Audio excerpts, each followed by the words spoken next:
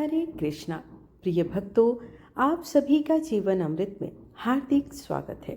भगवान श्री हरि विष्णु की असीम कृपा आप और आपके परिवार पर सदैव बनी रहे। यह पावन अधिक मास हमें भक्ति, पुण्य और आत्मशुद्धि का दिव्य अवसर प्रदान करता है। आज हम सुनेंगे अधिक मास महात्म कथा अध्याय 2, जिसमें भगवान नारायण की महिमा, भक्ति का महत्व और इस पवित्र मास के अद्भुत फल का वर्णन किया गया है। जो भी श्रद्धा और विश्वास से इस कथा को सुनता है, उसके जीवन के दुख, कष्ट और बाधाएं धीरे धीरे समाप्त होने लगती है। तो आइए श्रद्धा और प्रेम के साथ श्री हरि का स्मरण करें। ओम नमो भगवते वासुदेवाय। और वीडियो को अंत तक अवश्य देखें और कमेंट में लिखें जय श्री हरि। सूत जी बोले, राजा परीक्षित के पूछने पर भगवान शुक द्वारा कथित परम पुण्यप्रद श्रीमद्भागवत सुखदेव जी के प्रसाद से सुनकर और अनंतर राजा का मोक्ष भी देखकर अब यहाँ यज्ञ करने को उद्यत ब्राह्मणों को देखने के लिए मैं यहाँ आया हूँ और यहाँ यज्ञ में दीक्षा लिए हुए ब्राह्मणों का दर्शन कर मैं कृतार्थ हुआ। ऋषि बोले, हे साधु, अन्य विषय की बातों को त्याग कर भगवान कृष्ण देवपान के प्रसाद से उनके मुख से जो आपने सुना है वही अपूर्व विषय है। हे सूत, आप लोग हमसे कहिए। हे महाभाग, संसार में जिससे परे कोई सार नहीं है, ऐसी मन को प्रसन्न करने वाली और जो सुधा से भी अधिकतर हितकर है, ऐसी पुण्य कथा हम लोगों को सुनाइए। सूत जी बोले, विलोम अर्थात ब्राह्मण के चरु में क्षत्रिय का चरु मिल जाने से उत्पन्न होने पर भी मैं धन्य हूँ। जो श्रेष्ठ पुरुष भी आप लोग मुझसे पूछ रहे हैं, भगवान व्यास के मुख से जो मैंने सुना है वह यथा ज्ञान में कहता हूँ। एक समय नारद मुनि नर नारायण के आश्रम में गए, जो आश्रम बहुत से तपस्वियों, सिद्धों तथा देवताओं से भी युक्त है और बैर, बहेड़ा, आंवला, बेल, आम, अमड़ा, कैथ, जामुन, कादाम्बनी और भी अन्य वृक्षों से शोभा पा रहा था। भगवान विष्णु के चरणों से निकली हुई पवित्र गंगा और अलकनंदा भी जहाँ बह रही है, ऐसे नर नारायण के स्थान में श्री नारद मुनि ने जाकर उन परम ब्रह्म नारायण को, जिनका मन सदा चिंतन में लगा रहता है, जिसके जितेंद्रिय काम, क्रोधादि 6 शत्रुओं को जीते हुए हैं, अत्यंत प्रभा जिनके शरीर से चमक रही है, ऐसी देवताओं के भी देव तपस्वी नारायण को साष्टांग दंडवत प्रणाम कर और हाथ जोड़कर नारद मुनि व्यापक प्रभु की स्तुति करने लगे। नारद जी बोले, हे देव, हे जगन्नाथ, हे कृपा सागर सतपते, आप सत्य व्रत हो, त्रिसत्य हो, सत्य आत्मा हो और सत्य संभव हो। हे सत्यायोने, आपको नमस्कार है। मैं आपकी शरण में आया हूँ। आपका जो तप है वह संपूर्ण प्राणियों की शिक्षा के लिए और मर्यादा की स्थापना के लिए है। यदि आप तपस्या न करें तो जैसे कलयुग में एक के पाप करने से सारी पृथ्वी डूबती है, वैसे ही एक के पुण्य करने से सारी पृथ्वी तरती है। इसमें तनिक भी संशय नहीं है। पहले सतयुग आदि में जैसे एक पाप करता है तो सभी पापी हो जाते थे, ऐसी स्थिति हटाकर कलयुग में केवल कर्ता ही पापों से लिप्त होता है। यह आपके तप की स्थिति है। हे भगवान, कली में जितने प्राणी हैं सब विषयों में आसक्त हैं। स्त्री, पुत्र, गृह में लगा है चित्त जिनका ऐसे प्राणियों का हित करने वाला जो हो और मेरा भी थोड़ा कल्याण हो, ऐसा विषय विचार कर केवल आप ही कहने के योग्य हैं। वही आपके मुख से सुनने की इच्छा से मैं ब्रह्मलोक से यहाँ आया हूँ। आप ही उपकार प्रिय विष्णु हैं, ऐसा वेदों में निश्चित है। इसलिए लोक उपकार के लिए, कथा का सार के लिए आप ही इसका वर्णन सुनाइए, जिसके श्रवण मात्र से निर्भय मोक्ष पद को प्राप्त करते हैं। इस प्रकार नारद जी का वचन सुन भगवान ऋषि आनंद से खिलखिला उठे और भुवन को पवित्र करने वाली पुण्य कथा आरंभ की। श्री नारायण बोले, हे नारद, गोपों की स्त्रियों के मुख कमल के भ्रमर, रास के ईश्वर, रसिकों के आभरण, वृंदावन बिहारी, व्रज के पति आदि पुरुष भगवान की पुण्य कथा को कहता हूँ, जो निमेष मात्र समय में जगत को उत्पन्न करने वाले हैं और उनके कर्मों को, हे वत्स, इस पृथ्वी पर कौन वर्णन कर सकता है। हे नारद मुने, आप भी भगवान के चरित्र का सरस सार जानते हैं और यह भी जानते हैं कि भगवत चरित वाणी द्वारा नहीं कहा जा सकता, तथापि अद्भुत पुरुषोत्तम महात्मा आदर से कहते हैं। यह पुरुषोत्तम महात्मा दरिद्रता और वैधव को नाश करने वाला, यश का दाता एवं सत्पुत्र और मोक्ष को देने वाला है, अतः शीघ्र ही इसका प्रयोग करना चाहिए। नारद बोले, हे मुने, पुरुषोत्तम नामक कौन देवता हैं? उनका महात्म्य क्या है?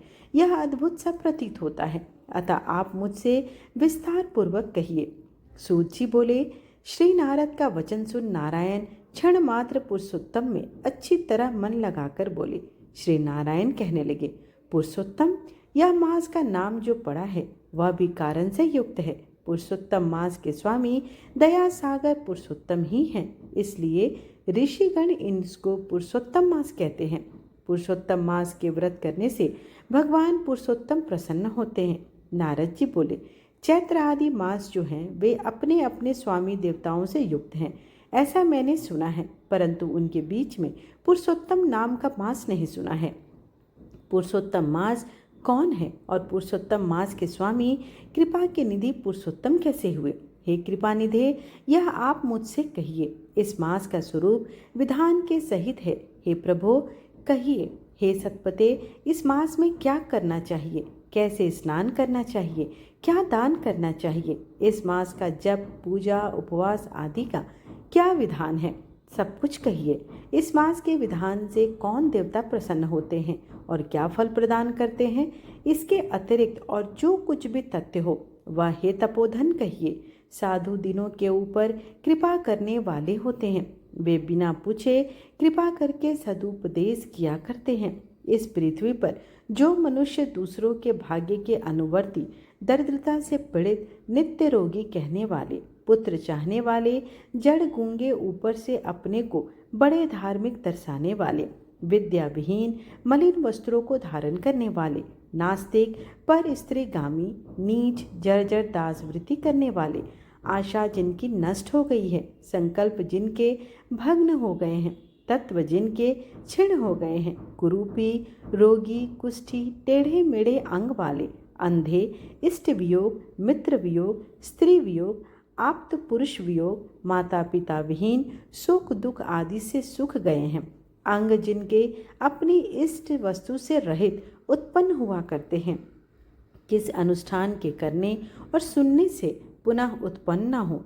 हे प्रभो, ऐसा प्रयोग हमको सुनाइए। वैधव, वंध्या दोष, अंगहीनता, दुष्ट व्याधियाँ, रक्त पित्त आदि, मिर्गी, राजश्मय आदि जो दोष हैं, इन दोषों से दुखित मनुष्यों को देखकर हे जगन्नाथ, मैं दुखी हूँ, अतः मेरे ऊपर दया करके हे ब्राह्मण, मेरे मन को प्रसन्न करने वाले विषय को विस्तार से कहिए। हे प्रभो, आप सर्वज्ञ हैं, समस्त तत्वों के आयतन हैं। सूत जी बोले, इस प्रकार नारद के परोपकारी मधुर वचनों को सुनकर देव नारायण चंद्रमा की तरह शांत महामुनि नारद से नए मेघ के समान गंभीर वचन बोले।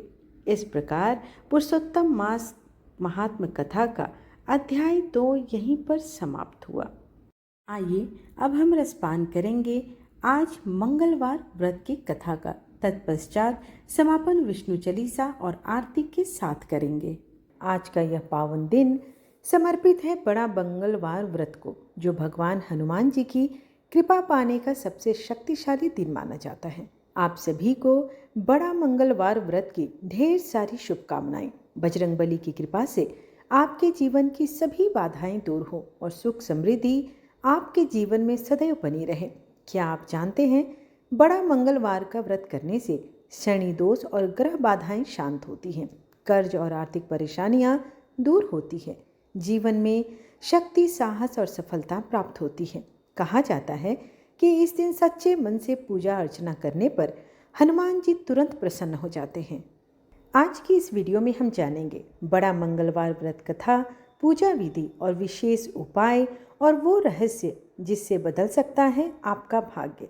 वीडियो आरंभ करने से पहले कमेंट में ज़रूर लिखें जय बजरंगबली और वीडियो को लाइक करना बिल्कुल ना भूलें। तो आइए श्रद्धा और भक्ति के साथ आज की वीडियो का आरंभ करते हैं। सनातन धर्म में ज्येष्ठ मास को बहुत ही महत्वपूर्ण माना जाता है। ऐसी मान्यता है कि इस समय भगवान ब्रह्मा जी को बहुत ही प्रिय है। और आपको बता दें कि ज्येष्ठ मास के प्रत्येक मंगलवार को बुढ़वा मंगलवार की पूजा करने का और कथा का रसपान किया जाता है और व्रत भी रखा जाता है। बुढ़वा मंगलवार को बड़ा मंगल भी कहा जाता है, जिसमें बजरंगबली हनुमान जी के भक्तों के लिए तो इस बार ज्येष्ठ का महीना सबसे अधिक फलदायी रहने वाला है, क्योंकि इस बार ज्येष्ठ के महीने में कुल 8 मंगलवार व्रत पड़ने वाले हैं। क्योंकि इस बार ज्येष्ठ के महीने में अधिक मास भी लग रहा है, इस कारण से पूरे 2 महीने तक ज्येष्ठ का मास रहने वाला है। और आज ज्येष्ठ मास का पहला मंगलवार है। आज दिनांक है 5 मई और दिन है मंगलवार। आज ज्येष्ठ मास के कृष्ण पक्ष की तृतीया तिथि सुबह 5:25 तक रहेगी। इसके बाद में चतुर्थी तिथि प्रारंभ होगी और आज पूरा दिन शिव योग रहने वाला है। राहु काल दोपहर 3 बजे से लेकर 4:30 बजे तक रहेगा।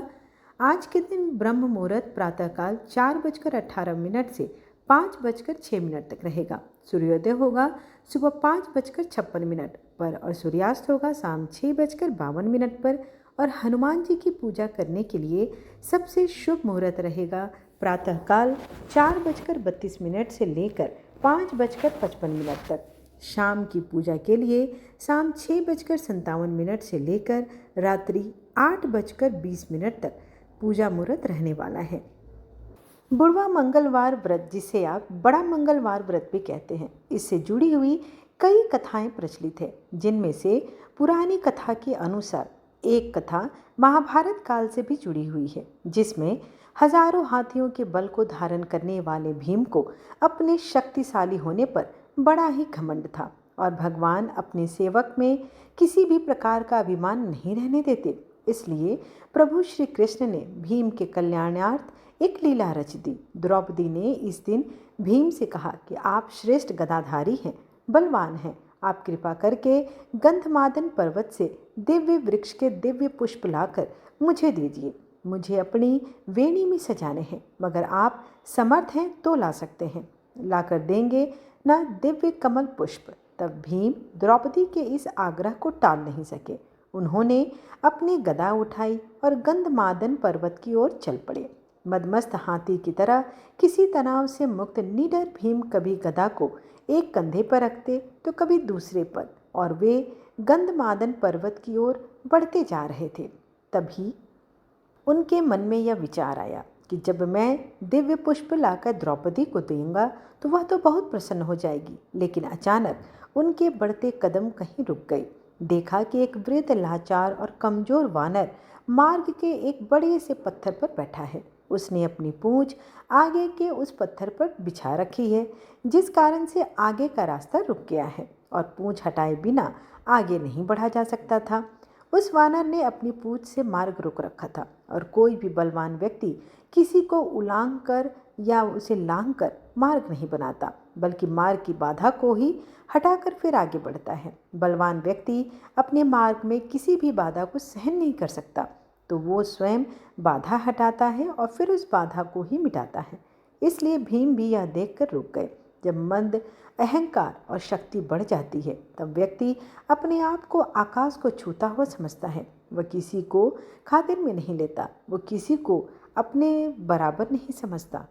परंतु श्री कृष्ण तो भीम का कल्याण चाहते थे। वे भीम का विनाश नहीं बल्कि सुधार चाहते थे। तब भीम ने कहा, ऐ वानर, अपनी पूंछ को हटाओ, मुझे आगे बढ़ना है। वानर ने देखा कि एक बलिष्ठ व्यक्ति गदा उठाए, राजसीय वस्त्र पहने, मुकुट धारण किए, बड़े ही रोष के साथ उसे पूंछ हटाने को कह रहा है। वह वानर और कोई नहीं, साक्षात बजरंगबली थे।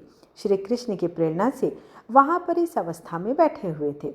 भीम उन्हें पहचान नहीं पाए, लेकिन बजरंगबली हनुमान जी भीम को पहचान गए थे, क्योंकि श्री कृष्ण की लीला के कारण ही उन्हें भीम का यह गर्व चूर चूर करना था। इसलिए वे मौन रहे। भीम के किसी भी सवाल का उत्तर उन्होंने नहीं दिया।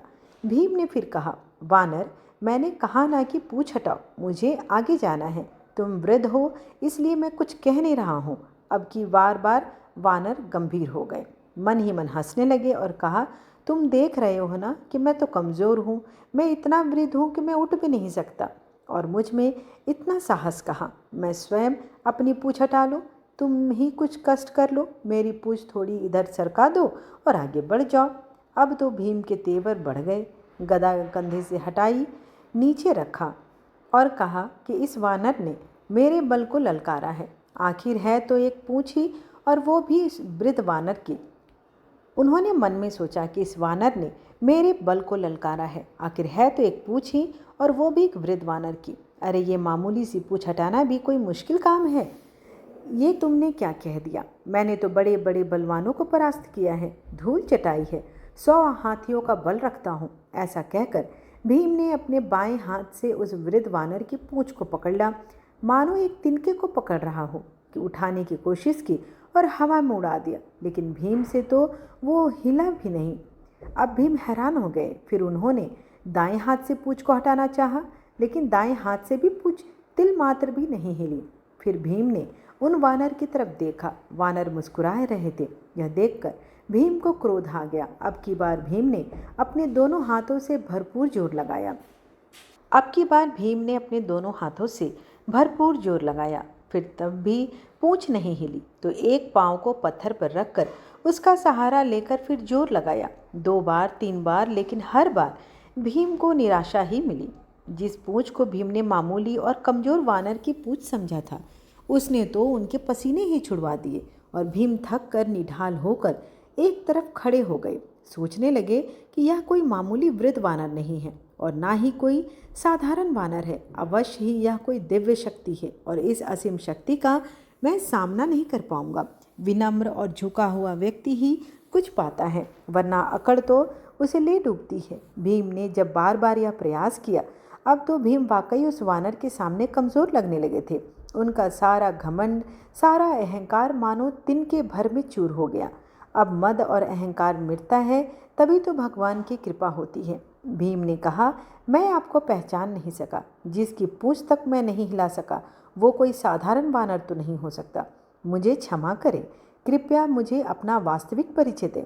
तब वह वानर उठ खड़े हुए, आगे बढ़े और उन्होंने भीम को गले लगा लिया और कहा, भीम, मैं तो तुम्हें पहचान गया था। मैं पवन पुत्र हनुमान हूँ, श्री राम का सेवक हूँ। श्री राम का सेवक होने के सिवा मेरी और कोई पहचान नहीं, और उन्हीं के आदेश पर मैं इस मार्ग में लेटा हुआ था ताकि तुम्हें तुम्हारी असलियत बता सकूं।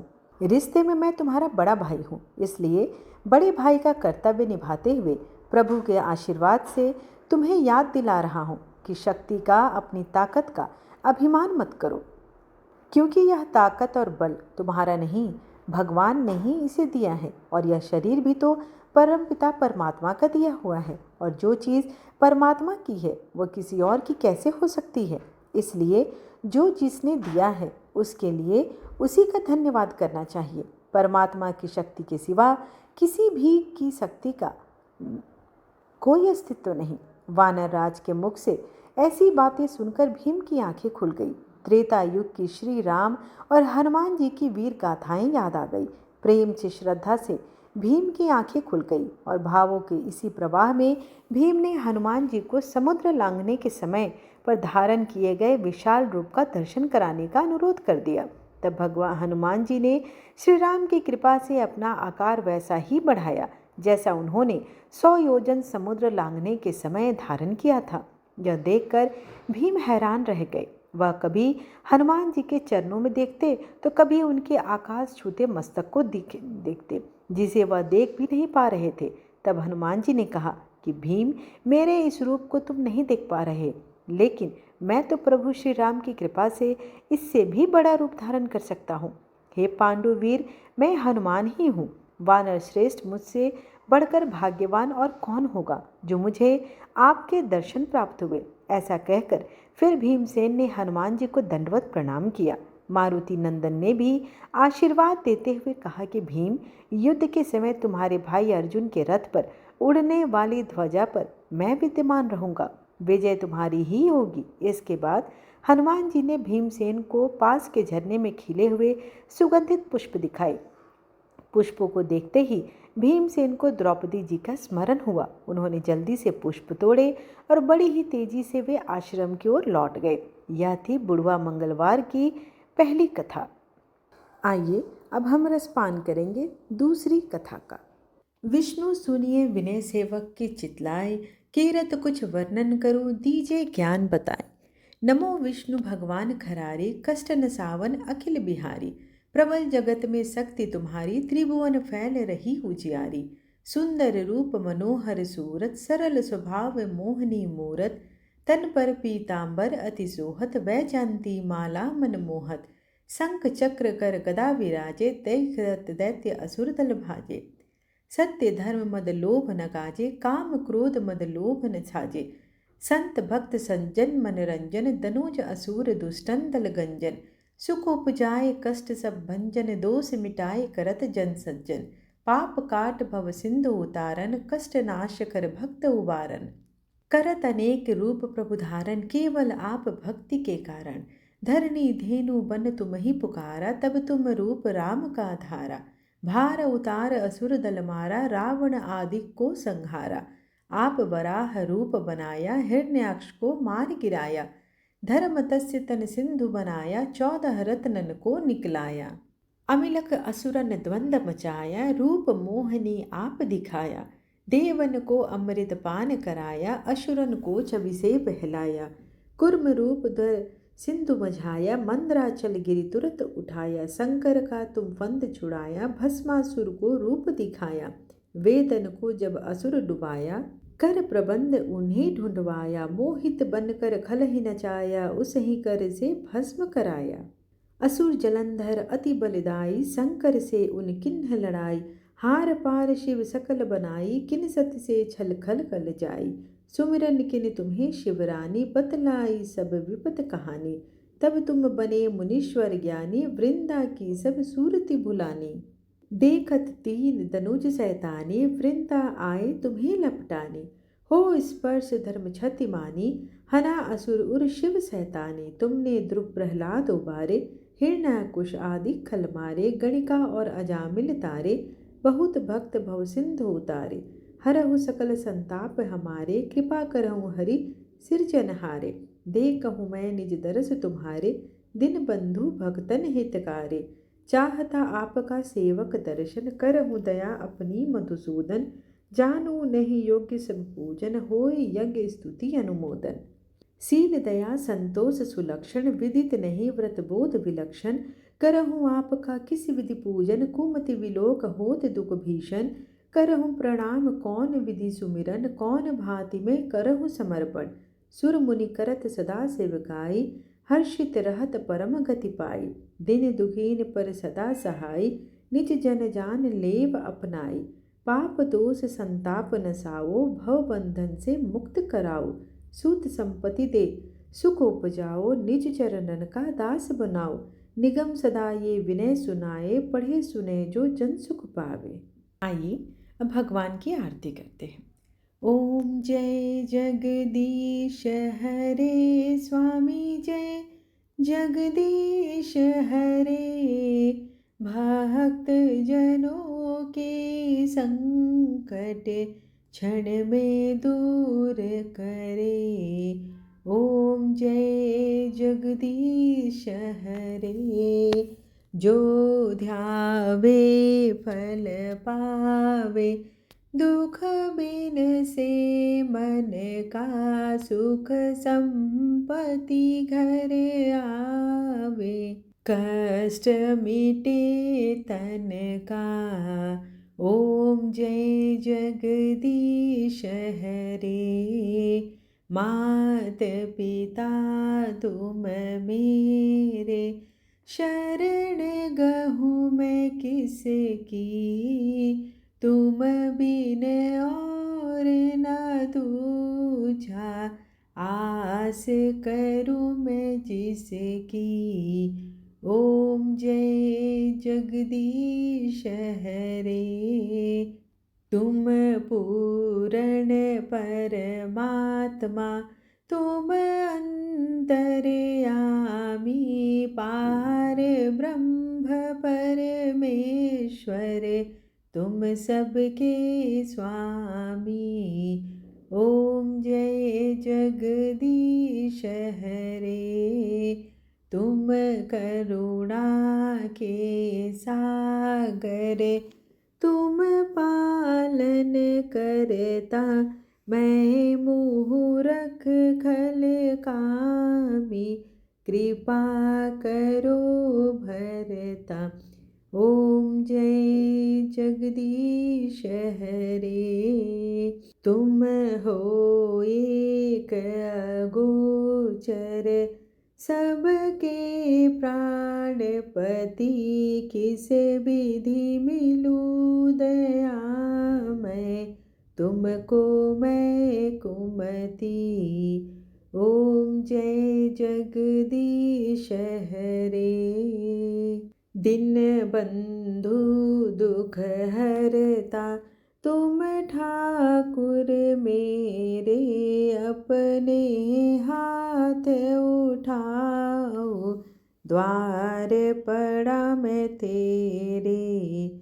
ओम जय जगदीश हरे। विषय विकार मिटाओ, पाप हरो देवा, श्रद्धा भक्ति बढ़ाओ, संतन की सेवा।